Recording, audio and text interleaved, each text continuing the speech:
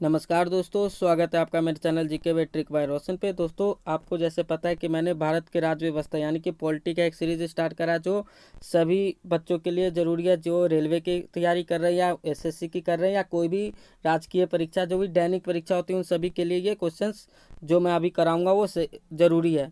तो ये वीडियो आपको जैसे पता है कि मैं रोज़ 1 बजे डालता हूँ। ये इस सीरीज़ की दूसरी वीडियो डे 2 है। आपसे अनुरोध है कि वीडियो को पूरा देखें। और आज मैं आपको कवर करने वाला हूँ भारत का संविधान। तो चलिए स्टार्ट करते हैं आज का वीडियो। दोस्तों, वीडियो स्टार्ट करने से पहले अगर अभी तक आपने मेरे चैनल को सब्सक्राइब नहीं किया तो जल्दी जल्दी चैनल को सब्सक्राइब करके बेल आइकन दबा दीजिए। तो इस वीडियो में हमारा पहला सवाल है, भारत की संविधान सभा गठित करने का आधार क्या था। तो दोस्तों, भारत का संविधान सभा का गठित करने का आधार था कैबिनेट मिशन प्लान 1946।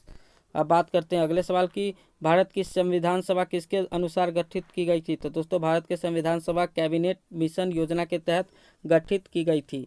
अगले सवाल की बात करें तो सन 1936 में भारतीय कांग्रेस द्वारा संविधान सभा के गठन की मांग कहां पर हुए अधिवेशन में रखी गई थी। तो दोस्तों, फैजपुर। अगले सवाल की बात करें तो कैबिनेट मिशन योजना के अनुसार संविधान सभा में कुल कितने सदस्य होने थे। तो दोस्तों, 389 सदस्य होने थे भारत के संविधान सभा के अंदर। अगले सवाल की बात करें तो कैबिनेट मिशन योजना के अनुसार संविधान सभा में कुल कितने सदस्य होने थे। तो दोस्तों, 389, जो अभी मैंने पीछे आपको कराया। अगले सवाल की बात करें तो कैबिनेट मिशन योजना के अंतर्गत संविधान निर्मात्री परिषद में प्रत्येक प्रांत की आवंटित सदस्य संख्या निर्धारित करने के लिए एक प्रतिनिधि कितनी जनसंख्या के अनुपात में था। तो दोस्तों, इसका आंसर है 10 लाख व्यक्ति के ऊपर एक प्रतिनिधि का अनुपात था।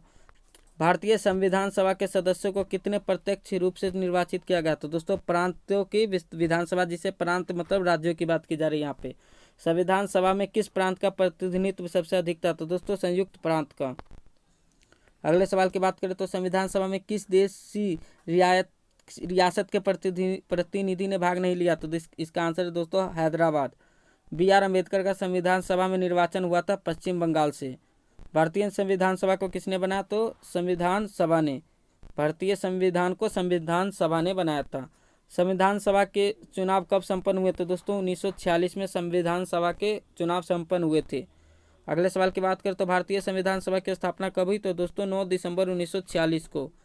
संविधान सभा का प्रथम अधिवेशन कहाँ हुआ था। तो दोस्तों, दिल्ली में। दोस्तों, ये क्वेश्चन है जो लूसेंट में दिए गए हैं और ये रिपीटेड है और अक्सर एग्जाम में देखने को मिलते हैं ये क्वेश्चन।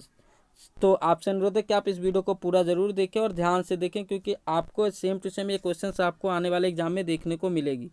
तो बात करते हैं अगले सवाल की, संविधान सभा के उद्घाटन अधिवेशन की अध्यक्षता किसने की थी। तो दोस्तों, सच्चिदानंद सिन्हा ने। दोस्तों, ये कई बार एग्जाम में पूछा गया, रेलवे और एसएससी के एग्जाम में ये क्वेश्चन। बात करें संविधान सभा का पहला सत्र 9 दिसंबर 1946 को होता है, जैसे कि मैंने आपको पीछे भी बताया। संविधान सभा के अस्थायी अध्यक्ष कौन था। तो दोस्तों, सच्चिदानंद सिन्हा।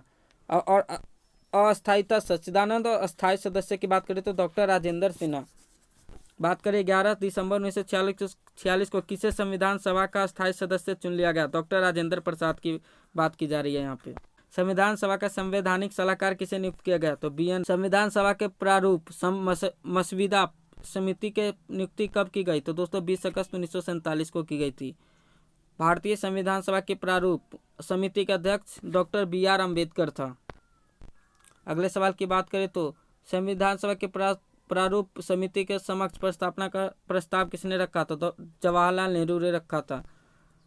भारतीय संविधान सभा की संघीय शक्ति समिति के अध्यक्ष कौन थे। तो दोस्तों, इसका आंसर है जवाहरलाल नेहरू। अब बात करें अगले सवाल की, तो भारतीय संविधान को अपनाया गया। संविधान सभा द्वारा भारत को एक संविधान देने का प्रस्ताव संविधान द्वारा पारित किया गया था कब। 22 जनवरी 1947 को यह प्रस्तावित किया गया था। संविधान निर्मात्री सभा में झंडा समिति के अध्यक्ष थे JB कृपलानी।